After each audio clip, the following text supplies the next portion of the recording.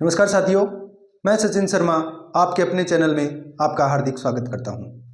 कैसे हैं आप सब? ठीक है? निरंतर पढ़ रहे होंगे। पढ़ने के लिए सर्दी का मौसम जो होता है वो सबसे अच्छा होता है। क्यों? क्योंकि गर्मियों में पढ़ाई नहीं होती। अब बाहर जाना नहीं होता, आराम से अपने बिस्तरों में बैठकर अच्छी तरीके से पढ़ाई की जा सकती है। तो हम बात कर रहे थे पवनों के ऊपर, और पवनों के बारे में हमने पढ़ लिया था पवन क्या होती है। ठीक है, तो हमने क्या पढ़ा था? हमने पढ़ा था कि पवन क्या होती है। पवन और जो हवा थी उसमें अंतर हमने जान लिया।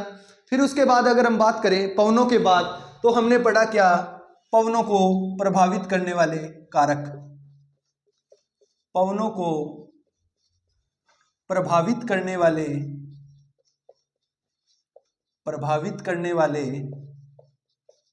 कारक।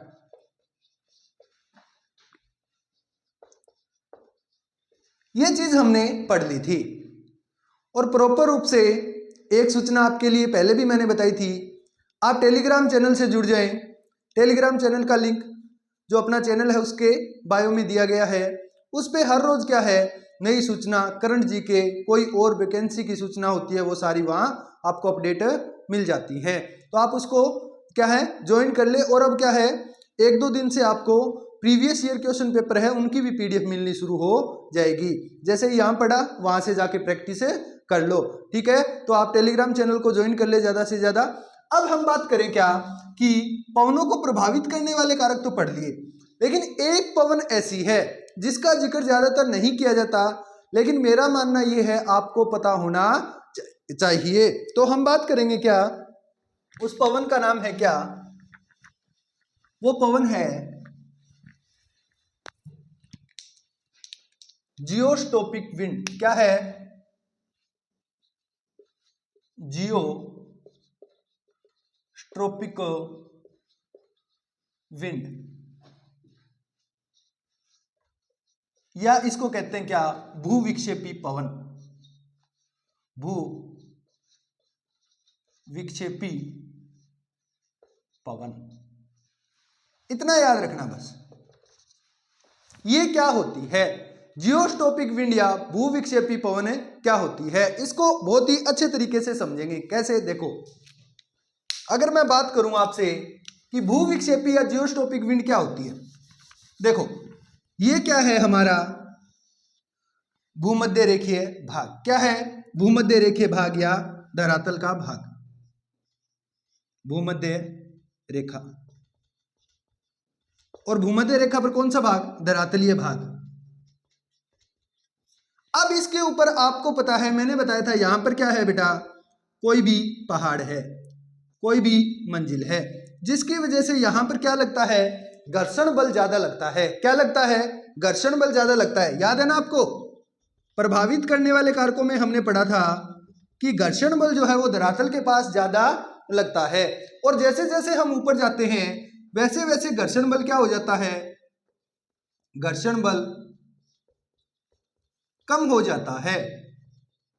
याद होगी आपको, घर्षण बल कम हो जाता है। और एनसीईआरटी में कितना दिया गया था?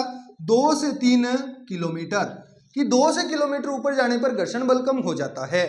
एक बात याद रखना कि यहां पर क्या है, भूमध्य रेखा के आसपास कोरियोलिसिस बल जो होता है वो क्या होता है, बिल्कुल भी नहीं होता। ठीक है, बिल्कुल भी नहीं होता। यानी कितना होता है, धरातल पर कितना होता है, यानी भूमध्य रेखा के आसपास सबसे कम और ध्रुवों पर सबसे ज्यादा होता है। ये हमने पढ़ा था ना। तो इसीलिए अब जब क्या है, यहां पर जब कोरियोलिसिस बल नहीं होता तो यहां पर पवनें क्या है, जैसे ये समदाब रेखा है इसके समकोण पर चलती है। जैसे ये कोई पवन है तो इस प्रकार ये क्या है, समकोण पर कार्य करता है। कैसे काम करता है? समकोण पर कार्य करता है। कैसे कि कोरियोलिसिस बल समदाब रेखाओं के किस पर काम करता है, समकोण पर कार्य करता है। जब कोरियोलिसिस क्या हो, कम हो। समझ गए मेरी आप बात, कि अब यहां पर किसके ऊपर काम करता है, ये समकोण पर कार्य करता है। लेकिन यहां पर क्या है, घर्षण बल क्या है, ज्यादा है। और जब घर्षण बल ज्यादा है तो क्या है, यहां पर कोरियोलिसिस बल क्या है, कम है। इसका मतलब घर्षण बल तो क्या है, ज्यादा, और कोरियोलिसिस बल क्या है, कम। कोरियोलिसिस बल कम है, समझ गए आप। तो ये दो चीज याद रखना, घर्षण बल ज्यादा तो कोरियोलिसिस बल यहां पर क्या है, कम है। अब जैसे जैसे हम ऊपर गए वहां पर आपको पता है क्या कम हो गया, वहां पर कम हो गया घर्षण बल। क्यों? क्योंकि ऊपर कोई चीज है नहीं। तो जब घर्षण बल कम हो गया और कोरियोलिसिस बल बढ़ गया, तो इसीलिए जब दाब प्रवणता जो होती है, क्या? दाब प्रवणता, दाब प्रवणता। अब दाब प्रवणता का मतलब क्या होता है? घर्षण बल से दाब प्रवणता का क्या मतलब है? दाब प्रवणता का मतलब दो स्थानों में अंतर। जहां पर घर्षण बल क्या होगा, ज्यादा होगा, वहां पर दाब प्रवणता क्या हो जाएगी? कम हो जाएगी ना। आप खुद जानते हो, जैसे दाब प्रवणता का मतलब होता है पवन की गति, पवन की गति। सीधी सी बात है कि दाब प्रवणता जैसे ये तो क्या है ज्यादा, और यहां एकदम से कम हो रही है, तो ये ढाल मान के चलो तो तेज चलेगी ना। जब दाब प्रवणता ज्यादा होगी तो हवा तेज चलेगी, हमने बात की थी। और जब दाब प्रवणता कम होगी, यहां पर हवा की गति क्या होगी बेटा? यहां पर हवा की गति होगी कम। किसके कारण कम हुई? घर्षण बल के कारण। क्योंकि ये हवा आ रही थी, ये घर्षण कर रही है, इसके कारण गति क्या होगी? कम होगी। गति कम हो गई मतलब दाब प्रवणता क्या होगी? कम हो गई। दाब प्रवणता क्या होगी? कम होगी ना, सीधी सी बात है। अब यहां पर क्या है कि जो पवन की जो गति है, घर्षण बल यहां पर क्या होता है? कम होता है। ऊंचाई में घर्षण बल क्या हो जाता है? कम हो जाता है, क्योंकि कोई रोकने वाला नहीं है। समझ गए? जब घर्षण बल कम होगा तो क्या होगा कि एक स्थिति बन जाएगी, और वो स्थिति क्या होगी कि दाब प्रवणता व कोरियोलिस बल, कोरियोलिस बल दोनों में क्या बन जाएगा? संतुलन बन जाएगा। संतुलन बनने का मतलब इस प्रकार समझेंगे, ऐसे बन जाएगा जैसे ये तो क्या है? दाब प्रवणता, और ये क्या है? कोरियोलिस। और यहां क्या चल रही थी? जो हवा चल रही थी, जैसे ये बल है, तो ये दोनों तरफ क्या कर लेंगे? संतुलन स्थापित कर लेंगे। क्या स्थापित कर लेंगे? संतुलन स्थापित कर लेंगे कि इतना ही इधर, इतना ही उधर। तो जो हवा पहले किस प्रकार चल रही थी, जैसे यहाँ HP था, यहाँ LP था, और जो हवा पहले इस प्रकार आ रही थी ना, जो हवा पहले इस प्रकार आ रही थी, वो हवा अब क्या है? इन दोनों में संतुलन होने से हवा इस प्रकार चलने लग जाएंगी। इस प्रकार का मतलब कैसे चलने लग जाएंगी? ये समदाब रेखा है, समदाब रेखाओं के समानांतर चलना शुरू हो जाएंगी। कैसे चलने शुरू हो जाएंगी? समदाब रेखाओं के समानांतर। तो ये तो समझने की थी, इसमें लिखाऊंगा, बात सिर्फ उतनी याद करनी है कि जब दोनों में क्या हो जाता है? संतुलन स्थापित हो जाता है। किसके कारण है? घर्षण बल कम होने के कारण। यहां पर घर्षण बल ज्यादा था, घर्षण बल ज्यादा होगा तो पवन की गति क्या हो जाती है? कम हो जाती है। पवन की गति क्या हो जाती है? कम हो जाती है। लेकिन यहां पर क्या होगा? जब घर्षण बल कम होगा तो पवन की गति बढ़ जाएगी, और कोरियोलिसिस जो बल है वो भी क्या है? दाब प्रवणता और कोरियोलिसिस बल क्या है? समान हो जाते हैं, यानी दोनों में क्या हो जाती है? समानता। दोनों एक दूसरे में क्या बिठा लेते हैं? संतुलन। और इससे संतुलन बैठने से क्या होता है कि जो हवा इस प्रकार चल रही थी, इस प्रकार आ रही थी, वो हवा अब इस प्रकार चलने लगती है। यानी जो हवा ऐसे थी वो अब सीधी हो जाती है। कैसे हो जाती है? सीधी हो जाती है। और सीधी होने से यही जो हवा कहलाती है, ये कौन सी कहलाती है? जियोस्टोपिक विंड या भूविक्षेपी पवन कहलाती है। आपको इतना याद रखना है क्या कि धरातल से जब हम ऊपर जाते हैं तो 2 या 3 किलोमीटर की ऊंचाई के ऊपर घर्षण बल कम होने से किसमें? दाब प्रवणता व कोरियोलिस बल में संतुलन स्थापित होने से हवाएं क्या हैं? समदाब रेखाओं के समानांतर चलने लगती हैं। वो क्या कहलाती हैं? जियोस्टोपिक विंड या भूविक्षेपी पवन कहलाती हैं। समझ गए ना? एक बार फिर समझेंगे कि धरातल के पास घर्षण बल कम होता है, सॉरी धरातल के पास घर्षण बल ज्यादा होता है, जिससे क्या है? यहाँ पर पवन की गति कम हो जाती है। लेकिन हम जैसे ऊपर जाएंगे तो घर्षण बल क्या हो जाता है? कम होने से पवन की गति क्या हो जाएगी? तेज। पवन की गति तेज होने से क्या है कि दाब प्रवणता बल व कोरियोलिसिस बल दोनों में संतुलन स्थापित हो जाएगा। इस प्रकार देखो, दोनों में क्या स्थापित हो जाएगा? संतुलन। जिससे ये हवा जो इस प्रकार आ रही थी ना, उच्च दाब से लो प्रेशर, मतलब हाई प्रेशर से लो प्रेशर की ओर आ रही थी, वो अब ऐसे ना आकर वो अब ऐसे चलने लगती है। ऐसे चलने का मतलब ऐसे, ये तो होती है समदाब रेखा, हमने पीछे खींची थी कि ये क्या है? 998 की समदाब रेखा है। तो 998 की समदाब रेखा है, तो पहले जो पवन ऐसे आ रही थी, अब इसको क्या है? यहां से कोरियोलिसिस बल क्या है? दबाव लगाएगा, और यहां से दाब प्रवणता, तो इसको घुमाते घुमाते इस प्रकार सीधी कर देगा कि ये क्या है? इसके समदाब रेखा के समानांतर चलने लगती है। तो इसे ही हम क्या कहते हैं? जियोस्टोपिक विंड या भूविक्षेपी पवन के नाम से जाना जाता है। आशा करता हूं बहुत अच्छे से समझ गए होंगे। अब इसको क्या करना है? इसको सिर्फ लिखना है। परीक्षा की दृष्टि से आपको लिखाई हुई चीज याद होनी चाहिए, ठीक है। क्या होती है, लिखेंगे, लिखे, जैसे लिखा रहा हूं वैसे लिख लेना। क्या लिखेंगे, लिखना, लिखें धरातल से, लिखें धरातल से ऊंचाई पर जाने से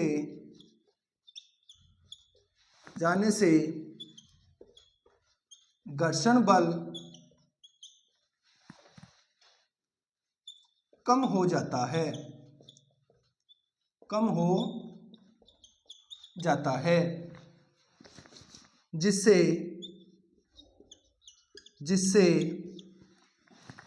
दाब प्रवणता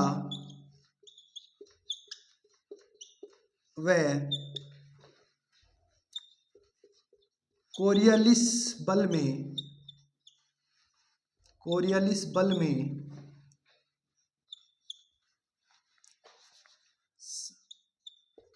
समानता हो जाती है,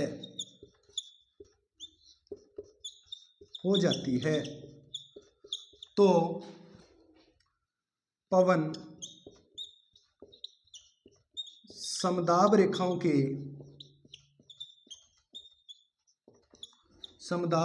के समानांतर चलने लगती है।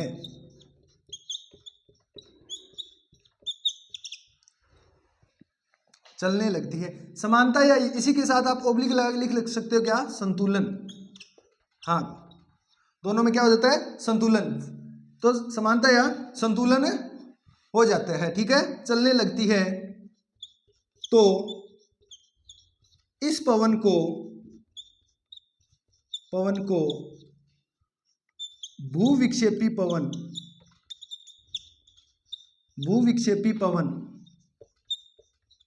कहा जाता है।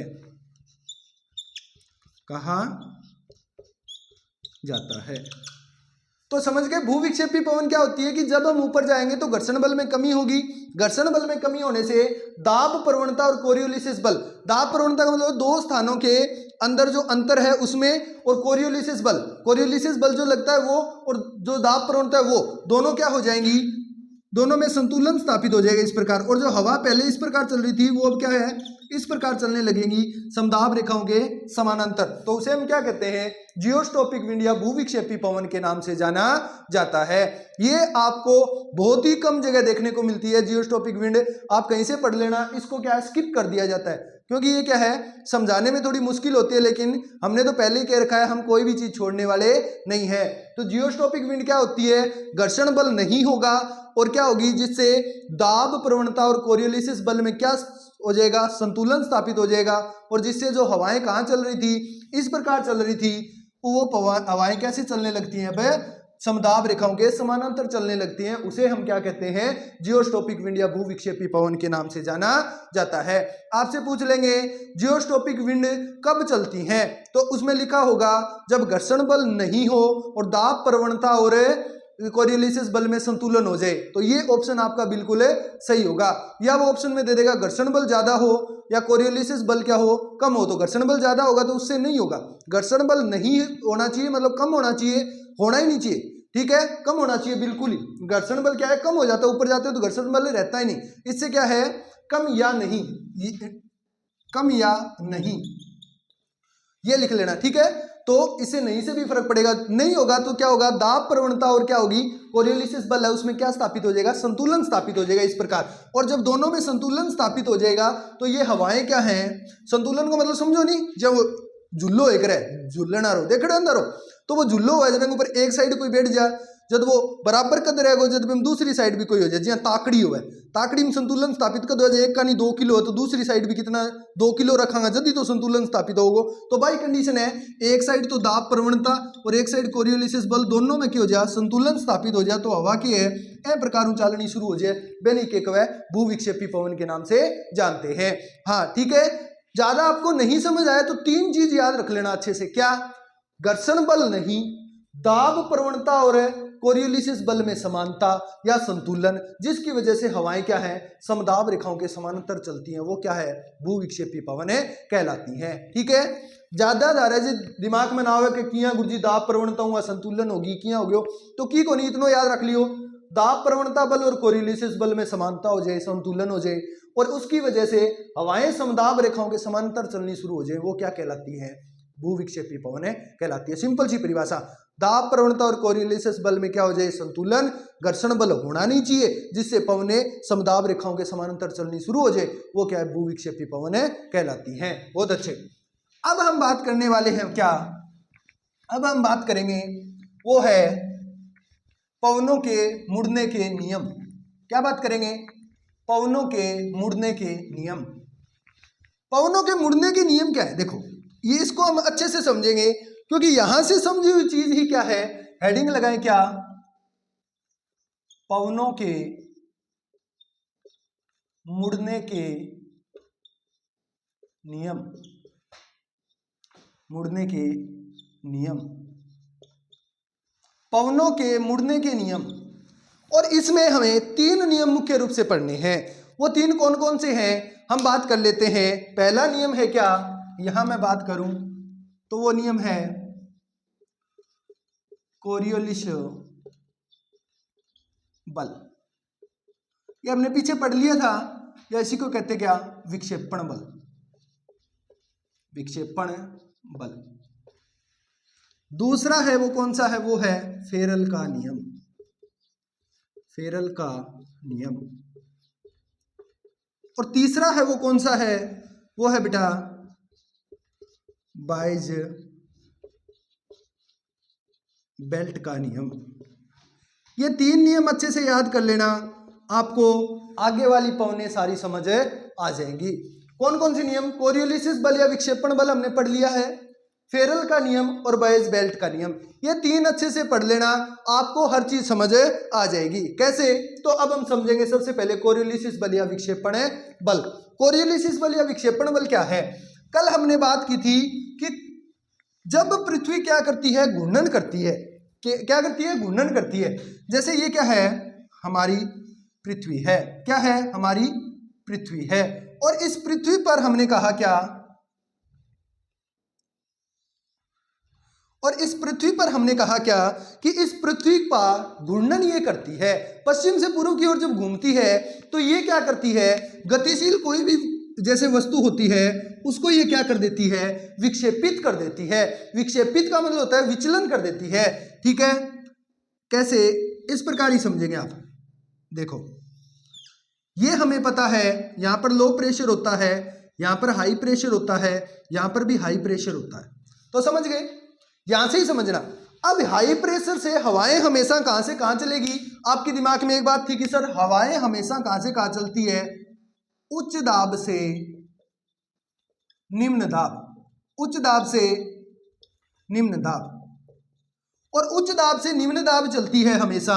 इसका मतलब आपकी सीधी सी बात है कि सर उच्च दाब से निम्न दाब की ओर चलेगी, मतलब कहां से कहां आएगी, हवा इस प्रकार आनी चाहिए, इस प्रकार आनी चाहिए ना। लेकिन इस प्रकार हवा आती नहीं बेटा, क्यों नहीं आती, कि यहां पर क्या है, पृथ्वी कोई भी गतिशील जो वस्तु है उसको क्या कर देती है, विक्षेपित कर देती है। मतलब नहीं बिचला दे, बिचलनो, विक्षेपण करनो। अगर मैं सीधो जान लग रही हूं तो मैंने क्या है, अगर घूमती चीज पर मैं जाऊंगा तो मैं चक्कर सान लग जाएगी, बाई कंडीशन कि पवन सीधी आ रही थी लेकिन सीधी नहीं आएगी, किसके कारण, इस कोरियोलिस बल या विक्षेपण बल के कारण। ये कहता है कि कोई भी गतिशील वस्तु, वो पवन है, अगर वो पवन गतिशील है, चल रही है, तो उसको क्या करेगा, ये अपनी दिशा से भटका देगा। ये दिशा है तो इसको भटका देगा, या तो इस दिशा को, ये सीधी आ रही थी, अब इसको कैसे कर देगा, ऐसे कर देगा। समझ गए, कैसे कर देगा, ऐसे कर देगा, ये इस प्रकार।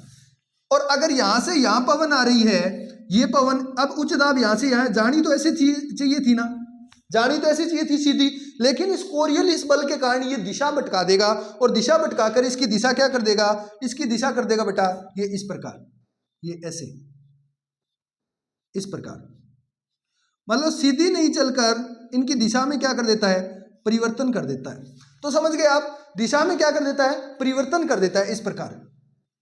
ये परिवर्तन ही क्या है, कोरियोलिसिस बल है। कोरियोलिसिस बल क्या होता है, पृथ्वी के घूर्णन के कारण, पृथ्वी के घूर्णन के कारण कोई भी गतिशील वस्तु अपनी दिशा से क्या हो जाए, विक्षेपित हो जाए, ठीक है, या दिशा में परिवर्तन हो जाए, वो क्या कहलाता है, विक्षेपण बल या कोरियोलिसिस बल कहलाता है। कल हमने एक बात की थी कि विक्षेपण बल सबसे जो कम होता है वो कहाँ होता है, यहाँ पर भूमध्य रेखा पर होता है। कहाँ पर होता है, भूमध्य रेखा पर सबसे कम, और ध्रुवों पर क्या होता है, सबसे ज्यादा होता है। ये बात कल आपको मैंने अच्छे से लिखा दी थी, यहाँ पर सबसे कम और यहाँ पर सबसे ज्यादा होता है। ये बात आपको याद रखनी है, कल नोट लगा के लिखी थी कि विक्षेपण बल भूमध्य रेखा पर सबसे कम और यहाँ पर सबसे ज्यादा होता है। और यहाँ पर सबसे कम होने के कारण यहाँ पर भी एक पवन चलेगी, आपको आगे बताएंगे। ये जो क्षेत्र है, इस क्षेत्र में एक पवन चलती है, उसे बोलते हैं विषुवत रेखीय पछुआ पवन। कौन सी, विषुवत रेखीय पछुआ पवन। ये बहुत कम जगह होता है, लेकिन हम इसको जरूर पढ़ेंगे, क्योंकि यहाँ पर हवाएं क्या हैं, यही क्षेत्र है, कौन सा, ITCZ, ठीक है, inter zone tropical convergence zone, ठीक है, inter tropical convergence zone, ITCZ, अतः उष्ण कटिबंधीय अभिसरण क्षेत्र, ITCZ। इसी के कारण, किसके कारण है कि यहाँ पर कोरियोलिसिस बल क्या होता है, कम होता है। शांत पेटी, डोल्ड्रम पेटी भी कहते हैं, पढ़ा था ना हमने, वही जगह। यहाँ पर क्या है, पवनें बहुत ही मंद गति से चलती हैं। क्यों, क्योंकि यहाँ पर कोरियोलिसिस बल क्या होता है, कम होता है, वरना तो ये इसकी दिशा को क्या कर देता, परिवर्तित ही कर देता। इसीलिए ये हवा यहाँ पर क्या है, बड़ी आराम से चलती। क्यों, क्योंकि यहाँ पर कोरियोलिसिस बल नहीं होता, और ध्रुवों पर कोरियोलिसिस बल सबसे अधिक होता है। इसीलिए सबसे ज्यादा विक्षेपण कहाँ मिलता है हमको, ध्रुवों के ऊपर मिलता है, इसीलिए पूरी गोल गोल घूमती है। तो सबसे ज्यादा कहाँ, यहाँ पर अगर लिखा हुआ है, ठीक है, कल लिखवाया था, कल मतलब कल तो क्लास नहीं आ पाई थी किसी कारणवश, परसों हमने बहुत अच्छे से लिखा था, क्या, भूमध्य रेखा पर कोरियोलिसिस बल सबसे कम और ध्रुवों पर सबसे अधिक होता है। तो समझ गए विक्षेपण बल क्या है। विक्षेपण बल यही होता है कि क्या, जो पवन की दिशा है उस दिशा में परिवर्तन कर दे, किसके कारण, पृथ्वी के घूर्णन के कारण, वो कोरियोलिसिस बल कहलाता है। तो लिखेंगे, लिखा हुआ है, एक बार और लिखना चाहो तो लिख लो, मैं लिखवा दे रहा हूँ। लिखना है तो ठीक है, नहीं लिखना तो आपकी मर्जी है, क्योंकि हमने कल प्रभावित करने वाले कारकों में लिख लिया था। तो लिखेंगे। फिर ये एक बात और कहता है, वो बात मैं आपको बताता हूं। ये कहता है कि जैसे ये गोलार्ध है और ये क्या है, 0 डिग्री रेखा, तो ये कौन सा गोलार्ध हो गया, ये उत्तरी गोलार्ध हो गया, और ये कौन सा गोलार्ध हो गया, ये दक्षिणी गोलार्ध हो गया। यही फेरल का नियम है, समझ लेना बस। ये कहता है कोई भी गतिशील वस्तु जब अपनी दिशा से आ रही है, जैसे यहाँ HP है और यहाँ क्या है, LP है, और ये क्या है, इसकी उत्पत्ति स्थल है, मतलब यहाँ से उत्पत्ति और इधर की ओर आ रही है। तो ये कहता है उत्तरी गोलार्ध में हवाएं अपनी क्या है, दाईं ओर मुड़ जाएंगी। दाईं ओर का मतलब क्या है, यहाँ से उत्पत्ति हुई है, मतलब इधर इनका मुंह है, ऐसे आ रही है, तो इधर इनका मुंह है, इसका मतलब अब इसके दाईं ओर, दाएं का कौन सा होता है, राइट हैंड, ठीक है। हाँ, आपने बागड़ी भाषा में सुड़ियो हाथ, सुड़ियो हाथ हुई होगा नहीं, हाँ, क्योंकि इया जान लग रही है, पवन खुद देखो दे, इया जान लग रही है, देखो मुंह नीचे नहीं, यही है नहीं सेम। तो बाएं का मतलब अब ये वाला हाथ, दायां कौन सा है, ये वाला हाथ है ना। तो उत्तरी गोलार्ध में कहाँ मुड़ जाती है, दाईं ओर मुड़ जाती है। तो उत्तरी गोलार्ध में कहाँ मुड़ेंगी, ये दाईं ओर। यही फेरल कहता है। फेरल का नियम भी बस इतना से, इसी के साथ ही समझ लेना। फेरल का नियम भी यही कहता है जो कोरियोलिसिस बल कहता है। कोरियोलिसिस बल कहता है कोई भी गतिशील वस्तु पृथ्वी के घूर्णन के कारण उत्तरी गोलार्ध में अपने दाईं ओर क्या हो जाती है, विक्षेपित हो जाती है। मतलब जब पवन यहाँ सीधी आवे नहीं तो बेंगा आपका दाईं ओर विक्षेपित हो जाएगी, मतलब यहाँ सीधी ना आ गया, यहाँ आवेगी, तो ओ एंगो दाएं हो गया नहीं, ये इसका क्या हो गया, दायां, और ये इसका क्या हो गया, बायां। तो बायां नहीं, किस ओर विक्षेपित होगी, ये दाईं ओर विक्षेपित हो जाती है। ये कहता है कोरियोलिसिस बल। और कहता है अगर यहां से यहां जा रही है ना, जैसे HP और LP, ये कौन सा गोलार्ध हो गया, दक्षिणी गोलार्ध, मतलब हवा किधर जा रही है, इधर जा रही है। तो कहता है दक्षिणी गोलार्ध में कोई भी गतिशील वस्तु अपने बाईं ओर विक्षेपित हो जाती है। कहां, बाईं ओर, बाईं ओर विक्षेपित हो जाए। अब इधर मुंह है, ऐसे मान के चलो मेरा इधर मुंह है ना, अब ये देखो इस प्रकार है, तो मेरा इधर मुंह है, इधर मुंह है, तो मेरा बायां कौन सा है आप बताना। ये राइट हैंड था ना, इससे लिख रहा हूं ये राइट हैंड है, और ये कौन सा है, बायां। अब इसका मतलब ये हवा किधर मुड़ेगी, इधर मुड़ेगी, इस प्रकार मुड़ेगी कि नहीं मुड़ेगी, ये याद रखना। ये कहता है कोरियोलिसिस बल। सेम यही बात करता है फेरल।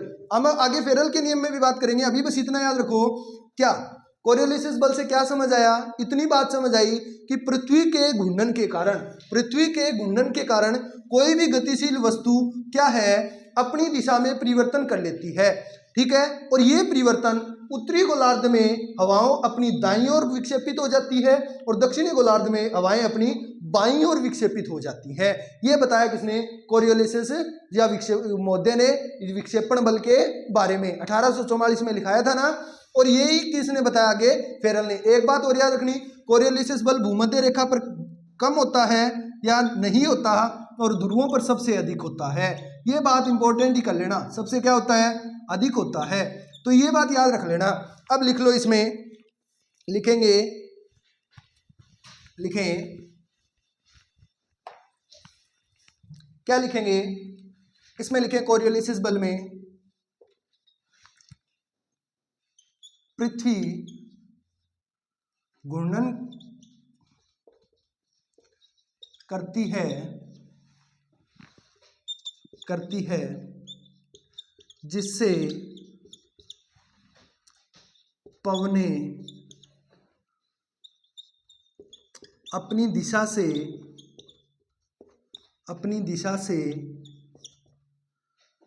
विक्षेपण बल के कारण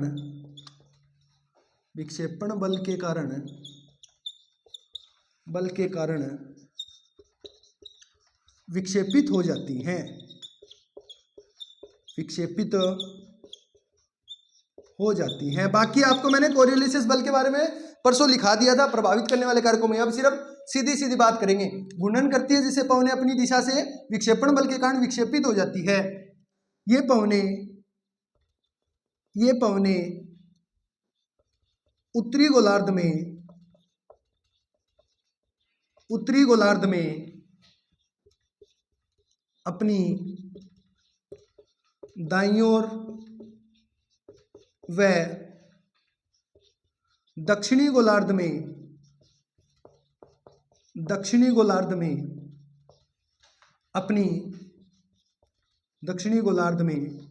अपनी बाईं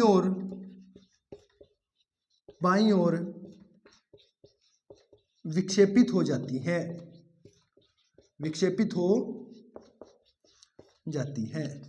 ठीक है। ये हो गया।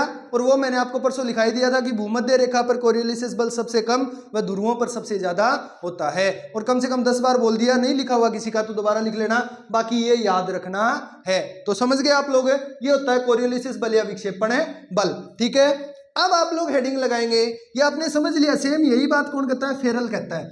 फेरल की बात लिखेंगे, क्या लिखें? दूसरा, फेरल का नियम। क्या लिखेंगे? फेरल का नियम। 2 नंबर हेडिंग लगाएं और लिखें क्या? फेरल का नियम। फेरल का नियम।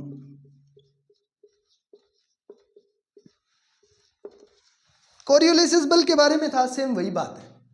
फेरल ने क्या बताया? फेरल कहता है सेम यही बात कि ये क्या है? ये है हमारा 0 डिग्री रेखा, यानी उत्तरी गोलार्ध, और ये कौन सा है? दक्षिणी गोलार्ध। यहां पर क्या है? HP, यहां पर क्या है? LP, यहां पर क्या है? HP। तो समझ गए आप? यहां पर HP, LP, HP, ये उत्तरी गोलार्ध, 0 डिग्री से ऊपर उत्तरी गोलार्ध। यहां मैं लिख देता हूं क्या? उत्तरी गोलार्ध। और ये कौन सा गोलार्ध? दक्षिणी गोलार्ध।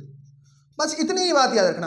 फेरल कहता है कि जिस ओर से हवा आ रही है, जिस ओर से क्या आ रही है? हवा आ रही है। जैसे इस ओर से हवा आ रही है, इस प्रकार जिस ओर से हवा आ रही है उस ओर मुंह करके खड़ जाओ। जैसे इधर से हवा आ रही है तो इधर ही मुंह करके खड़ जाओ, मतलब हवा की दिशा में मुंह करके खड़ जाओ। कि यहां से जैसे हवा आ रही है तो यहीं इधर ही आपका मुंह होना चाहिए। जैसे ये हवा है, इधर ही मेरा मुंह है, समझ गए? तो इस स्थिति में हवाएं क्या है? उत्तरी गोलार्ध में अपनी दाईं ओर मुड़ जाती हैं। जैसे उसमें कोरियोलिसिस में कहा था ना, सेम वही बात। क्या? कि हवा जिस ओर से आ रही है उस ओर मुंह करके खड़ने से उत्तरी गोलार्ध में हवाएं अपने दाईं ओर, यानी अब इसका दायां किधर है? दायां मतलब राइट हैंड। अब इधर मुंह है, ये इधर की ओर आ रही है, दिख रहा है ना आपको? एक बात तो याद रखना, हवाएं हमेशा HP से LP चलती हैं, ये बात दिमाग में बिठा लेना। और जिस तरफ मुंह है ना उस तरफ से आपको दायां बायां पता लग जाए। अपना मुंह देख लेना कि हवा अगर इधर से इधर आ रही है, मतलब इधर से इधर आ रही है, तो ये ऐसे अगर इधर से इधर जाती तो मेरा मुंह घूम जाता ना, वैसे अब ऐसे हूं मैं, इधर से इधर आ रही है, इसका मतलब मेरा दायां कौन सा है? ये दायां मतलब राइट हैंड, ठीक है। सुलियो हाथ, ओ है नहीं, तो अब दाएं मुंह घूम जाएगी, मतलब इधर घूमेगी, इधर घूमेगी, तो ये हवा क्या है? ऐसे है, तो अभी ये ऐसे हो जाएगी। समझ गए मेरी बात? ये तो थी उत्तरी गोलार्ध में फेरल के नियम के अनुसार कि पवनें क्या है? उत्तरी गोलार्ध में अपनी दाईं ओर क्या है? मुड़ जाती है। ये कहता है फेरल कैसे कि जिस ओर से हवा आ रही है उस ओर मुंह करके खड़े हो जाओ, हवाएं क्या है उत्तरी गोलार्ध में अपने दाईं ओर मुड़े जाती हैं और दक्षिणी गोलार्ध में हवाएं अपने बाईं ओर मुड़ जाती हैं।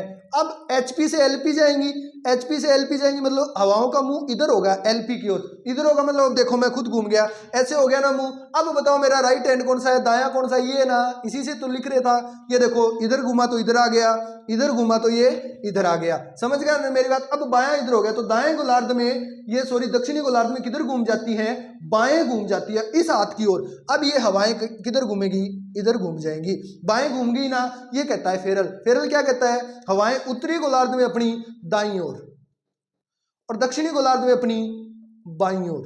समझ गए, बस यही बात याद रखनी। फेरल इतना सही कहता है हवाएं उत्तरी गोलार्ध में हवाएं हमेशा HP से LP चलती हैं, एक बात। दूसरी बात, उत्तरी गोलार्ध में अपनी दाईं ओर व दक्षिणी गोलार्ध में अपनी बाईं ओर। अपनी मतलब हवा जिस स्थान से जा रही है, ये इधर जा रही है तो इधर जा रही है, मतलब आप खुद देख लेना, अपने मुंह से देख लेना कि मुंह किधर से किधर है। बस ये समझ आ गया ना आपको, ये टॉपिक ही समझ आ जाएगा कि हवाएं कहां से कहां चली, HP से LP। तो सबसे पहले ढूंढो HP कहां है, हाँ यहाँ है, LP कहां है, यहाँ है। तो इसका मतलब हवा इधर से इधर आएगी, इधर से इधर आएगी मतलब ऐसे आएगी ना, ऐसे आई। अब इसको ऐसे कर लेना, मुंह मतलब किधर है, इधर की ओर है, नीचे की ओर है, मतलब ऐसे है। ऐसे आप देख लेना, दायां ये बायां ये, गोलार्ध याद रख लेना कौन सा है, उत्तरी। उत्तरी में दाएं मुड़ती है मतलब इधर मुड़ेगी, दक्षिणी में किधर मुड़ती है, बाएं मुड़ती है मतलब उधर मुड़ेगी। समझ गए, तो ये उत्तरी है तो उत्तरी में इधर आ रही है तो दायां मतलब ये इधर मुड़ गई।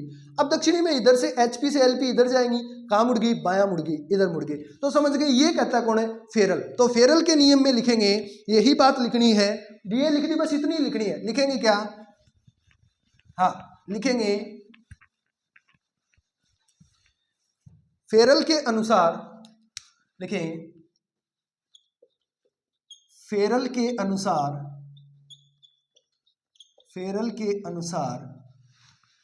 हवाएं, फेरल के अनुसार पवनें उत्तरी गोलार्ध में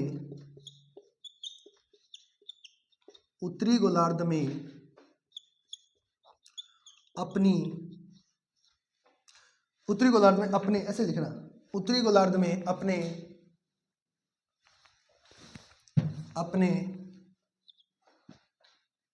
दाईं ओर व दक्षिणी गोलार्ध में अपने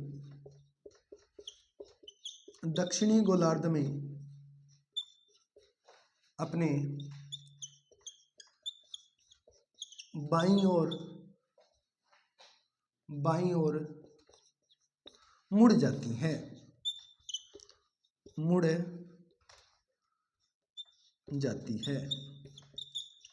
तो ये था फेरल का नियम, उत्तरी गोलार्ध में अपने दाईं ओर, दक्षिणी गोलार्ध में अपने बाईं ओर। अब इसका एक डायग्राम बना ले, लिख लिया क्या, फेरल के अनुसार पवनें उत्तरी गोलार्ध में अपने दाईं ओर व दक्षिणी गोलार्ध में अपने बाईं ओर मुड़े जाती हैं। अब इसका एक डायग्राम बना ले अच्छे से, पहले तो उत्तरी गोलार्ध का बनाए फिर दक्षिणी गोलार्ध का, इस प्रकार बनाए देखिए, ठीक है। यहां क्या है HP और यहां क्या है LP, और ये गोलार्ध कौन सा, इधर लिख लेना क्या, उत्तरी गोलार्ध। इसी में बनाना है फेरल वाले में, और इसमें लिखना क्या, हवाएं क्या है HP से LP आती हैं। कहां से कहां आती है, HP से LP। जैसे यहां से यहां आ रही है, ये HP से LP आ रही है पवन, HP से क्या आ रही है, LP आ रही है, ऐसे आ रही है ना। लेकिन जब फेरल का नियम काम करेगा तो फेरल क्या कहता है, ये अपने दाईं ओर मुड़ जाती है। अब इधर मुंह है, इधर है, तो दायां किधर है, ये ऐसे ही है ना, ये देखो ऐसे ही है। अब दायां किधर है, इधर है। उत्तरी गोलार्ध की बात हो रही है, उत्तरी गोलार्ध में अपने दाएं ओर, ठीक है, सुड़िया हाथ का नहीं, राइट हैंड की तरफ इधर मुड़ेंगी। तो अब ये पवन ऐसे ना चल के कैसे चलेंगी बेटा, आप खुद बताओ। अब ये पवन ऐसे ना चलकर कैसे चलेंगी, ऐसे विक्षेपित हो जाएंगी, विक्षेपित होगी ना। और किस ओर विक्षेपित हुई, तो दाईं ओर, लिख लेना क्या, दाईं ओर। आशा करता हूं अब आपको अच्छे से समझ है। आनी ऐसे चाहिए थी, ऐसे नहीं आ रही, विक्षेपित होगी, किस ओर, दाईं ओर, दाईं ओर मुड़ना। कौन से गोलार्ध में, उत्तरी गोलार्ध में, ठीक है। ये ऊपर आपको लिखा दिया। अब लिखो कौन सा गोलार्ध, दक्षिणी गोलार्ध। कौन सा गोलार्ध, दक्षिणी गोलार्ध। और दक्षिणी गोलार्ध में लिखेंगे क्या, 2 नंबर हेडिंग लगाओ, क्या, दक्षिणी गोलार्ध, दक्षिणी गोलार्ध।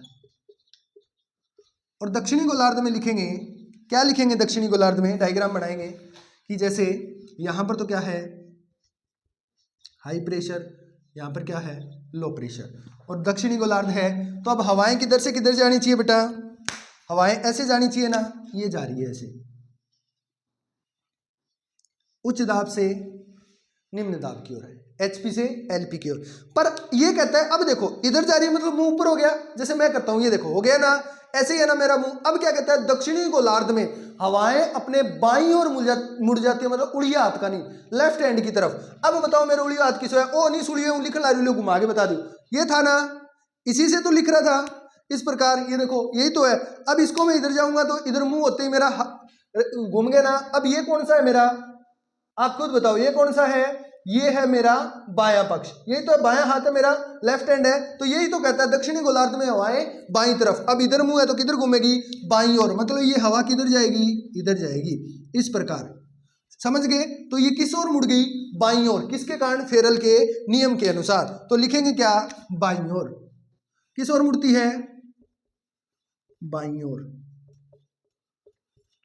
ये डायग्राम बना ले, बाईं ओर क्या है, मुड़ना।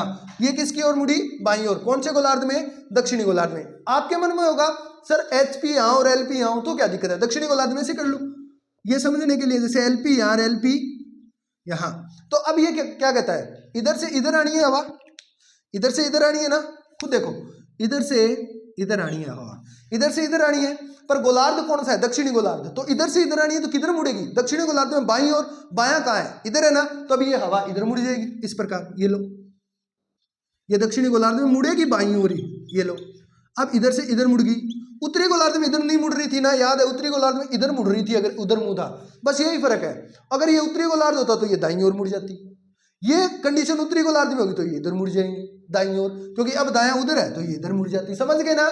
इससे कोई फर्क नहीं पड़ेगा, एक फर्क पड़ेगा, हवाएं हमेशा एचपी से एलपी चलेंगी, चाहे यहाँ एचपी हो यहाँ एलपी हो तो ऐसे चलेंगी, यहाँ एचपी कहीं आगे तो यहाँ गुरुजी बोर्ड पर हवा ऊंची की यहाँ चढ़ गई, अरे वो बोर्ड है, पृथ्वी इसी को नहीं हो, गोल हुआ है पृथ्वी एकदम, ये ब्लैक व्हाइट बोर्ड है, और व्हाइट बोर्ड पे ये आपको मैं इसको ऐसे सीधा करके थोड़ी दिखाऊं, हाँ अगर इन्हें उतार के यहाँ तो कर लूँ तो फिर तो सारा समझ आ जा। अब कहीं आगे तो यहाँ गुरुजी हटा मोटर लगा दी के ऊंची की चढ़ा दी, ना, ये क्या है, ये सिर्फ समझाने के लिए। तो जिधर भी उच्च दाब होगा और निम्न दाब होगा तो उच्च दाब से निम्न दाब की ओर हवाएं चलेंगी, और ये मुड़ेंगी किधर, दक्षिणी गोलार्ध में बाईं ओर, उत्तरी गोलार्ध में अपने दाईं ओर मुड़ती हैं। इतना याद रख लेना, और दायों बायों समझ के आओगो आप गए, फेस हुई समझ आओगो। अगर हवा इन्ने जा लग रही है, पहली पोत तो अपन एक ही चीज देखनी है कि एचपी खटेर एलपी खटे, अगर एचपी इन्ने एलपी इन्ने तो एचपी एलपी हवाइयां चलेगी बना लियो। अगर ऐसे आपने बना ली तो इया अगर बन गई नहीं तो यह मान के चलियो मुंह एगो इन्ना है, मतलब इया है नहीं। अब देख लियो, दायों मतलब राइट हैंड और बायों मतलब लेफ्ट हैंड, सुलियो हाथ और उलियो हाथ, तो अल है आ की होगी लगभग सुलिया हाथ लिखा है, कोई उलियो लिखा है, वो याद रख लियो कि मैं उलियो लिखूं मतलब लेफ्ट हैंड लिखूं, तो ये अल है। अब यहाँ मुँह तो वो दाएं और वो बायों, उत्तरी गोलार्ध में दाईं ओर मोड़ दियो और दक्षिणी गोलार्ध में बाईं ओर मोड़ दियो। और अब जो इया ना हुए कंडीशन ये हो जाए कि यहाँ अठे एचपी हो जाए, अठे की हो जाए एलपी हो जाए, तो हवा यहाँ जाएगी। अब यहाँ जाओगी मतलब मुंह यहाँ हो गया, मुंह यहाँ हो गया तो राइट हैंड मतलब दाएं इन्नो गिर बाएं इन्नो हो गया, उत्तरी गोलार्ध में कह तो इन्ना मोड़ दियो, दक्षिणी गोलार्ध में कह तो इन्ना मोड़ दीजिए। पर आ बात याद रखनी है, एचपी से एलपी ये आगे बहुत काम आएगी, जब हम हवाएं पढ़ेंगे, व्यापारिक पवने, पछुआ पवने, तब बहुत ज्यादा काम आएगी ये, ठीक है, ये नियम। तो आशा करता हूं फेरल का नियम अच्छे से समझ आ गया होगा। कोरियोलिसिस बल और फेरल के नियम में कोई फर्क नहीं, सेम ही है। कोरियोलिसिस बल भी यही कहता है कि उत्तरी गोलार्ध में अपने दाईं ओर, दक्षिणी गोलार्ध में बाईं ओर। अब बात आई कहीं बाइस बेल्ट की, बाइस बेल्ट कोई घनी सी बात कौन की, बात आई कहीं सेम, पर बाइस बेल्ट थोड़ो सो घुमा दियो, के घुमायो बन के बन आ सोचो का कॉपीराइट ना जा, हाँ कह जी की फेरल बात बताई भाई जी मैं बता दी तो रमान हो जाएगी, तैयार खड़ा रहेगा यहाँ कहा तुम्हारी नकल करिए तो आपा की बात ना घुमा दें, बात भाई है सेम। वैसे ही हवाएं उत्तरी गोलार्ध में दाईं ओर ही मुड़ेंगी, कोई फर्क नहीं होगा, दक्षिण में बाईं ओर ही मुड़ेगी, पर बात ना घुमा दी, बस बात थाने याद करनी है कि समझोगा। हेडिंग लगाएं क्या, बाइस बेल्ट का नियम, क्या बाइस बेल्ट का नियम, बाइस बेल्ट का नियम। और बाइस बेल्ट क्या कहता है ये सुने, बाइस बेल्ट के लिए समझने के लिए आपको कुछ ऐसे समझना होगा। ये क्या है, हमारी पृथ्वी। और इस पृथ्वी पर मैं दो ही बनाऊंगा, ठीक है। ये क्या है, भूमध्य रेखा, और ये क्या है, उपोषण दाब वाला, यानी उपोषण लिख देता हूं, उपोषण पेटी पटेड़ी है नहीं गला। और ये विषुवत रेखीय पेटी, विषुवत पेटी। यहां लो प्रेशर है, यहां हाई प्रेशर है। और ये भी उपोषण ही है, ये भी उपोषण ही है। उपोषण कैसी थी, याद है क्या, पेटियां पहले पड़ी थी। अब देखो खुद बताओ, अठे है HP, अठे है HP, अठे है LP। ओ गोलार्ध किसो है, उत्तरी रो किसो है, दक्षिणी। बस ये याद रखिए, ये तो उत्तरी गोलार्ध है, यहां लिख देता हूं। यहां से ऊपर ऊपर ये कौन सा गोलार्ध है, ये गोलार्ध है पूरा, कौन सा, उत्तरी गोलार्ध। इतना तो होशियार हो, मन ध्यान है, उत्तरी गोलार्ध। ये मेरे पर का कमजोर कौन नहीं जमाई, हाँ सारा होशियार टाबर है, ध्यान है मैंने। और ये कौन सा है, दक्षिणी गोलार्ध, दक्षिणी गोलार्ध। हाँ कमजोर तो हमारा मास्टर जी है, मैं क्यों है नहीं, हाँ बिल्कुल बड़ा प्रतिभाशाली टाबर है सारा, 140 प्लस बुद्धि लब्धि का है, समझ गया नहीं। हाँ सारा की IQ 140 प्लस है, बस थोड़ा सा ध्यान दे लो, सारों की दिमाग में सीधो फिट होगा। अब देखो, अब फेरल तो क्या कहो, फेरल तो यह कहो कि जब HP से LP की ओर आएंगे, जब HP से LP की ओर आएंगे तब क्या होगा कि उत्तरी गोलार्ध होगा तो हवाएं अपने दाईं ओर मुड़ जाएंगी। सीधी सी बात कही क्या जी, 8 98 है तो हवा आपके दाईं ओर मुड़ जाएगी, मतलब 8 इन्ना आया तो ये हवा इं मुड़ जाएगी, ए प्रकार इस प्रकार से मुड़ जाएगी। देखता जाइयो, खुद देख लो, दाएं ओर है नहीं, इन्ना आनो इं आनो, और क्या हवा इन्ना मुड़ गई तो इन्नी मोड़ी है नहीं, आ देखो मोड़ दी। और दक्षिणी गोलार्ध में क्या कहो, आपकी बाईं ओर मुड़ जाएगी, मतलब इन्ने जानो, इन्ने जानो तो मतलब अपनी बाईं ओर मुड़ जाएगी, लो बाईं ओर मोड़ दिया, आ लो देखता जाइए। बस से पहले मैं फेरल की बात करना रही हूं, ये बाईं ओर मुड़ गई, आ लो अब बाईं ओर मुड़ दी, थोड़ी सी ये सीधी लगे गया ना, वो टेढ़ी कर दिया, हारे मन में ये ना रहना चाहिए कि गुरु जी ये मोड़ी को नहीं, तो बढ़िया तरीका मोड़ देंगे, देखता जाओ एकदम विक्षेपित ही करा देंगे बढ़िया सी।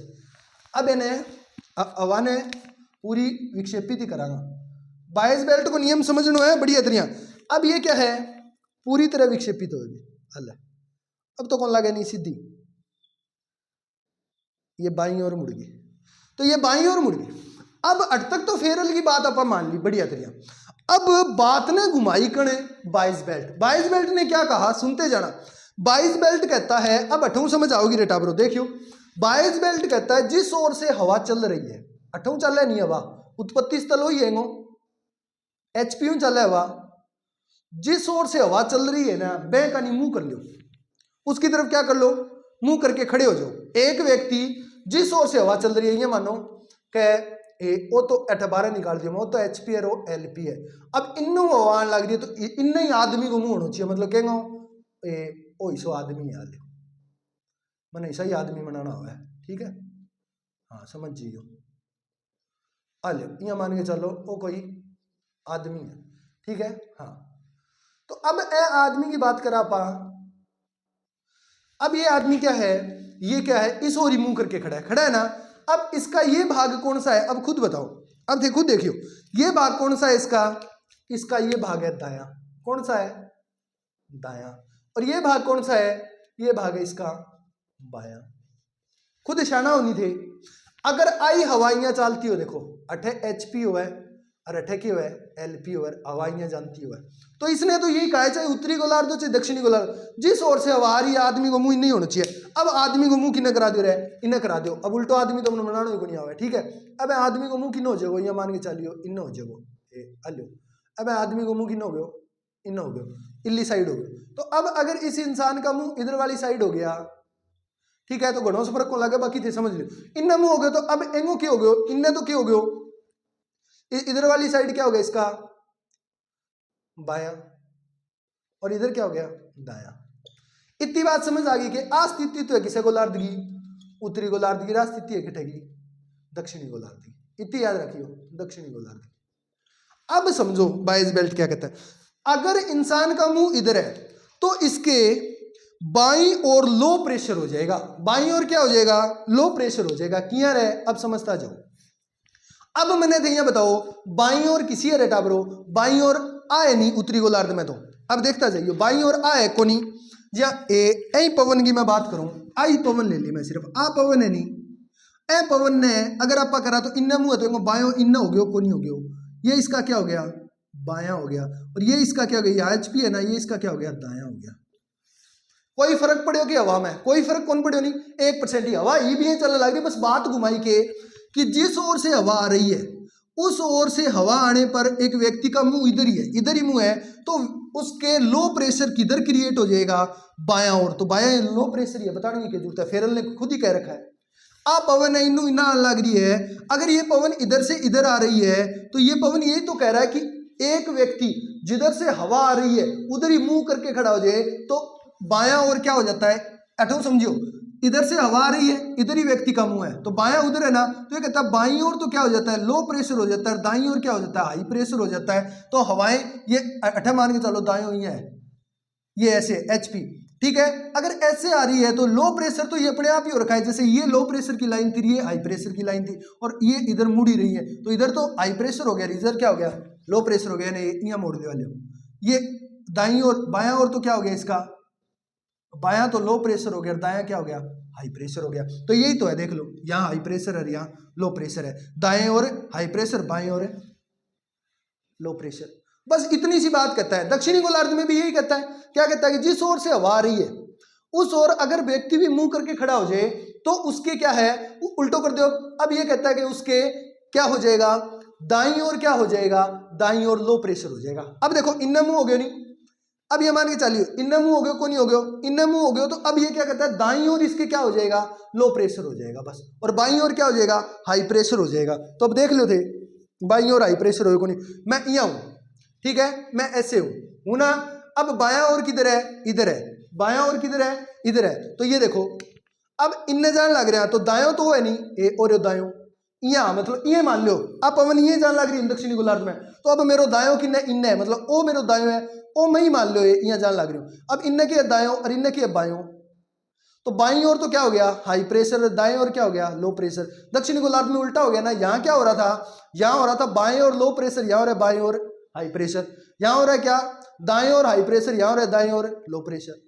तो समझ गए, बस बाइस बेल्ट यही बात कहता है कि जिस ओर से हवा आ रही है उस ओर मुंह करके व्यक्ति खड़ जाए तो उत्तरी गोलार्ध में उसके कहा बाएं ओर लो प्रेशर होगा, दाएं ओर हाई प्रेशर होगा। दक्षिणी गोलार्ध में क्या होगा, अगर मुंह करके खड़ जाए तो दाएं ओर तो क्या होगा, लो प्रेशर होगा, और बाएं ओर क्या होगा, हाई प्रेशर होगा। ये डायग्राम आपको समझ आ गया होगा। ये उत्तरी गोलार्ध की स्थिति हवाएं ऐसे आई तो इसका दाया तो जी यहाँ लग रही हूँ मैं, सोचो तो मेरो दायों इन्ना दायों तो मतलब इन्ना के हाई प्रेशर है, इन्ना मेरो बायों इन्ना बायों तो मतलब अटके है लो प्रेशर है। अब जी ही मैं घूमियो ए मैं यहाँ हो गयो, आ दक्षिणी गोलार्ध की स्थिति है। अब वो कह बाएं ओर तो दाएं ओर तो क्या हो जाए, लो प्रेशर, तो अब दाएं हो गयो नहीं है, आप पवन है यहाँ लग रही हो, अब दाएं हो गयो तो दाएं ओर देखो क्या हो गया, लो प्रेशर, और बाएं ओर क्या हो जाए, हाई प्रेशर, तो देखो बाएं ओर क्या हो गया, हाई प्रेशर। किसी भी पवन की बात कर लो, एंगो दायो ओ बायो, एंगो दायो ओ बायो, तो दाएं ओर लो प्रेशर और बाएं ओर हाई प्रेशर, और हाई प्रेशर लाइन है, और एम ये कर लो पवन ये है तो क्या है, दाएं ओर तो क्या हाई प्रेशर और बाएं ओर लो प्रेशर। बस इतनी बात थाने याद रखनी है क्योंकि आ बात 22 बेल्ट कही सेम फेरल वाली बात है, हवा में कोई परिवर्तन को नहीं है, भी चलने लग रही है, बस बात ने घुमा दी का, बस कॉपीराइट है नाव है, समझ गया। आ लो तो लिखो, फिर याद रखनी है चीज ने बड़ी अतरियां, बहुत ही अच्छे से याद रखेंगे। हाँ लिखेंगे क्या, इस नियम के अनुसार, इस नियम के अनुसार, इस नियम के अनुसार, इतनी आसानी कोई कौन समझावा, खटी समझ लियो जी, पहली बताने लग रही हूँ थारो जी करे बटे यहाँ उदाहरण दे देगे बागड़ी भाषा में, इन्ने बिन्ने, ठीक है, आप घूम गए, मैं तो आप घूम गए, चक्कर और आने लग गया, ठीक है। तो इस नियम के अनुसार, इस नियम के अनुसार हमारा एक ही मकसद है, बस दिमाग में फिट हो जाए, रटना ना पड़े, ठीक है। फिर भी कोई डाउट रह जाए तो कमेंट कर दियो, दोबारा बता दूंगा कल, ठीक है, कि सर इसको दोबारा बताना, 22 बेल्ट को जे समझ ना आवे तो दोबारा बता दूंगा, अगर समझ आ जाए तो फिर ठीक है। इस नियम के अनुसार मैंने मेरी पूरी कोशिश की है, खुद घूम घूम कर बताया, बस ये परिभाषा पढ़ के एक बार समझ के कोशिश करना, डायग्राम भी बनवा दूंगा। इस नियम के अनुसार हवाएं, इस नियम के अनुसार पवने उत्तरी गोलार्ध में ओ सॉरी, ऐसे नहीं, पूरा लिखो इसको। क्या लिखेंगे? इस नियम के अनुसार जिस ओर से पवन चल रही है, जिस ओर से पवन चल रही है,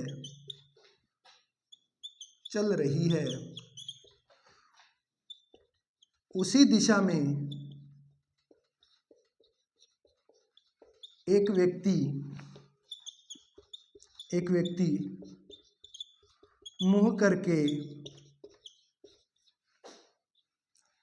खड़ा हो जाए,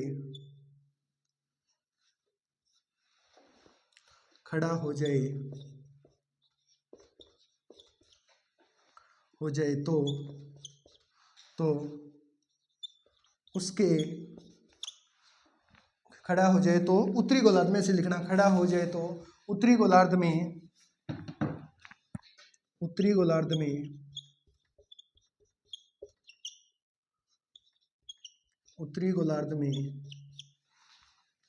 उसके बाईं ओर लो प्रेशर यानी निम्न दाब व दाईं ओर HP यानी उच्च दाब होता है। तो समझ गए, जिस ओर से हवा आ रही है उसी ओर मुंह करके व्यक्ति खड़े हो जाए तो उत्तरी गोलार्ध में क्या हो जाएगा, उसके बाईं ओर तो लो प्रेशर, उसके दाईं ओर हाई प्रेशर हो जाता है। तो समझ गए ये बात? ठीक है। अब दक्षिणी गोलार्ध की स्थिति लिखेंगे, इसी में हो जाता है वह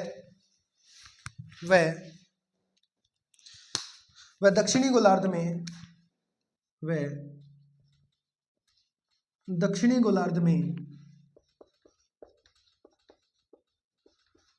गोलार्ध में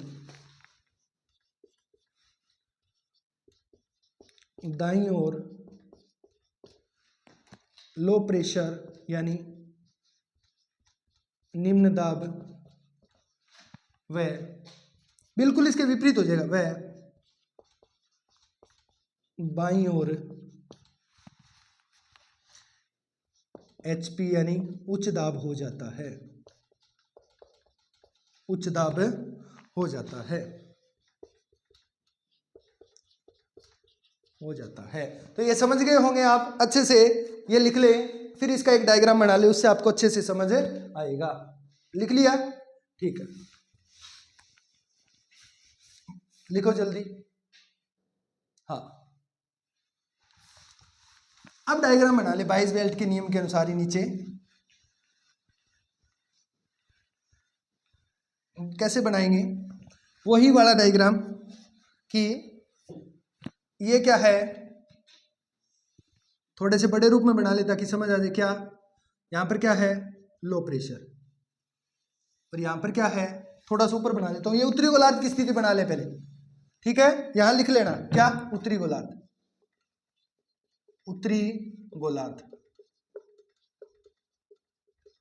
ठीक है। अब ये क्या है? यहां क्या है? High pressure.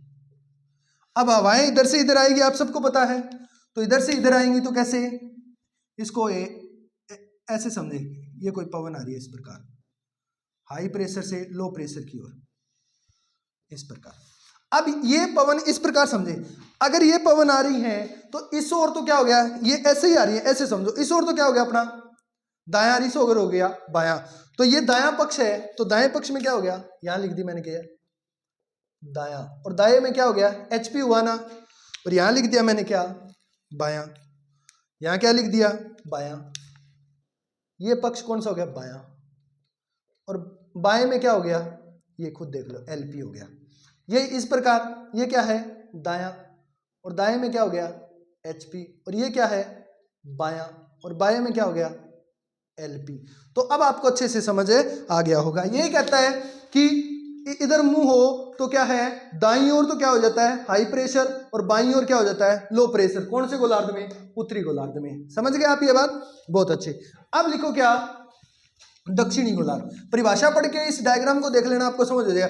यही एक व्यक्ति मान के चलो, कोई व्यक्ति है वो ऐसे ही मुंह करके खड़ा है, ठीक है। आप अपने आप को मान लेना कि मैं ऐसे ही मुंह करके खड़ी हूं, तो मेरा क्या है, या खड़ा हूं तो मेरा क्या है, किधर है, हाथ होगा, ठीक है। हाँ, तो आप ऐसे मान सकते हो। अब लिखें दक्षिणी गोलार्ध में, दक्षिणी गोलार्ध, दक्षिणी गोलार्ध। और दक्षिणी गोलार्ध में क्या है, सेम वही कंडीशन बनाएंगे। यहां जैसे हमने कहा क्या है, हाई प्रेशर, और यहां क्या है, लो प्रेशर। अब हवाएं हाई प्रेशर से लो प्रेशर की ओर चलेंगी, और कैसे चलेंगी आपको पता है, दक्षिणी गोलार्ध में हवाएं फेरल के नियम के अनुसार इस प्रकार चलती हैं। ऐसे देखें, इस प्रकार मुड़ जाएंगी, इस प्रकार ऐसे, ठीक है, ऐसे मुड़ गई।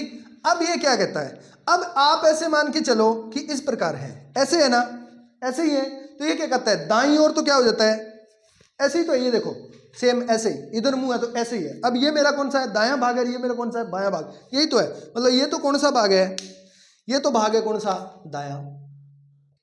और दाएं भाग में दक्षिणी गोलार्ध में क्या हो जाता है, लो प्रेशर। और ये कौन सा भाग है, बायां। और बाएं भाग में क्या हो जाता है, हाई प्रेशर। ऐसा ही है, देख लो, ये इसका कौन सा, ऐसे ही है, तो ये कौन सा भाग है, दायां। और दाएं में क्या है, यहाँ एलपी। और ये कौन सा भाग है, बायां। और बाएं में यहाँ कौन सा है, एचपी। तो समझ गए ना, यही बात कहता है कौन है, बायस बेल्ट। दक्षिणी गोलार्ध की स्थिति ये है। अब आपको अच्छे से समझ आ गई होगी। कोई बात नहीं, यहाँ आप एचपी कर देना, यहाँ एलपी कर देना, फिर घुमा के देख लेना, वही आएगा, कोई भी फर्क नहीं पड़ने वाला, सेम है। बस हवाएं एचपी से एलपी चलेंगी, और ये नियम है, ये बायस बेल्ट का नियम है, वो फेरल का नियम था। और कोरियोलिसिस बल, कोरियोलिसिस बल और फेरल का नियम तो एक ही काम करता है। और बायस बेल्ट की भी दिशा वही रहेगी, कोई परिवर्तन नहीं। जो कोरियोलिसिस बल और फेरल ने बताया वही सेम दिशा है। देख लो चाहे क्या है, दक्षिणी गोलार्ध में अपने किधर मुड़ रही है, अपने बाएं ओर मुड़ रही है, देखो मुड़ रही है। लेकिन इसने बात को थोड़ा सा घुमा दिया, इसने क्या किया, मुंह कह दिया, कि इसने कहा कि किस ओर हाई प्रेशर और किस ओर लो प्रेशर है, बस यही फर्क है। इसने सिर्फ प्रेशर बताया, उन्होंने मुड़ने की दिशा बताई।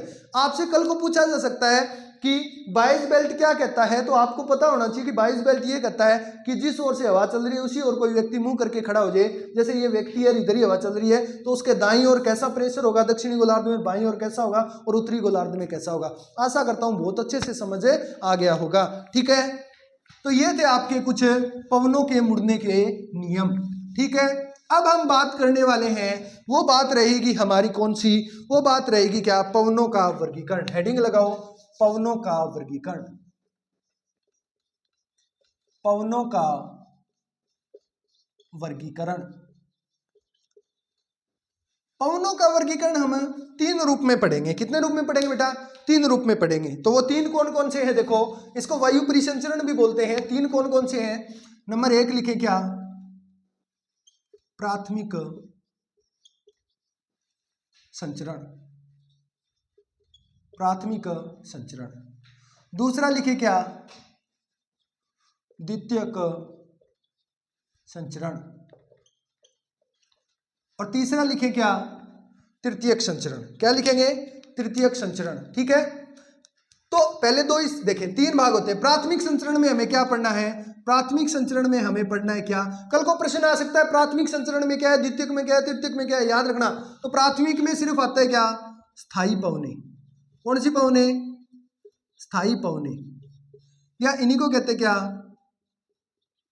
ग्राह्य पवने, या इन्हीं को कहते हैं क्या, सनातनी पवने, पवने, या इन्हीं को कहते हैं क्या, भूमंडलीय पवने। एक ही नाम है इन सब के, ठीक है। तो आपसे कोई पूछ ले कि प्राथमिक संचरण में क्या आता है, तो ये आती है, और इनके आगे भाग हैं 3, वो लिख लें कौन कौन से। इनके 3 भाग हैं। नंबर 1 तो है क्या, व्यापारिक पवने, व्यापारिक पवने।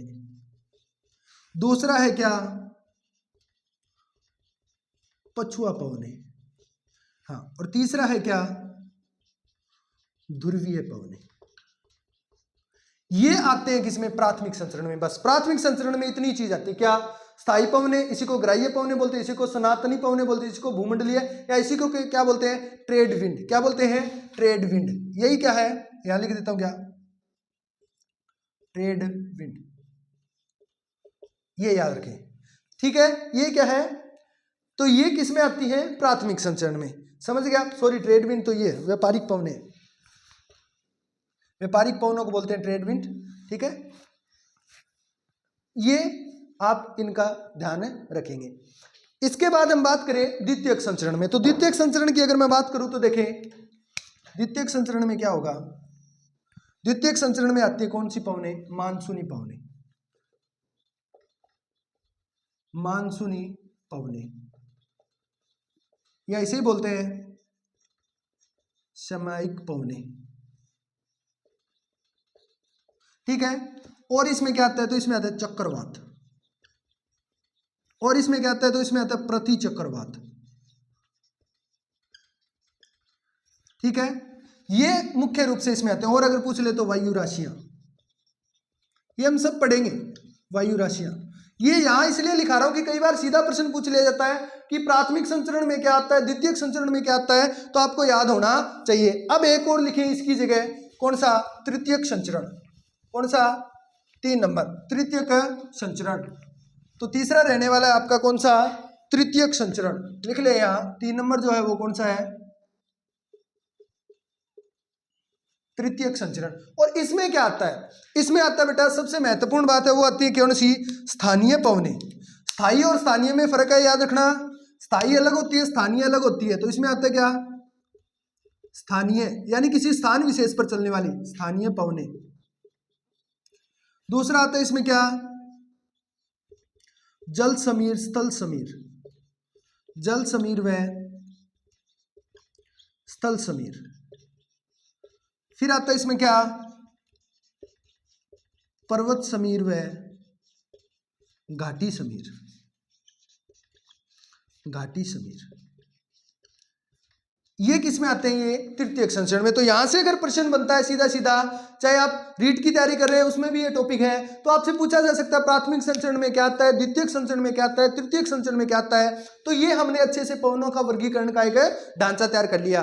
कल हम पढ़ने वाले हैं वो है प्राथमिक संचरण। प्राथमिक संचरण का मतलब होता है कौन सा, कौन सी स्थायी पवने कल पढ़ेंगे। कल की क्लास बिल्कुल भी मिस मत करना, क्योंकि आज जो हमने पढ़ा है ना फेरल का नियम, कोरियोलिसिस बल, उसी के अनुसार कल हम पवनों को पढ़ेंगे।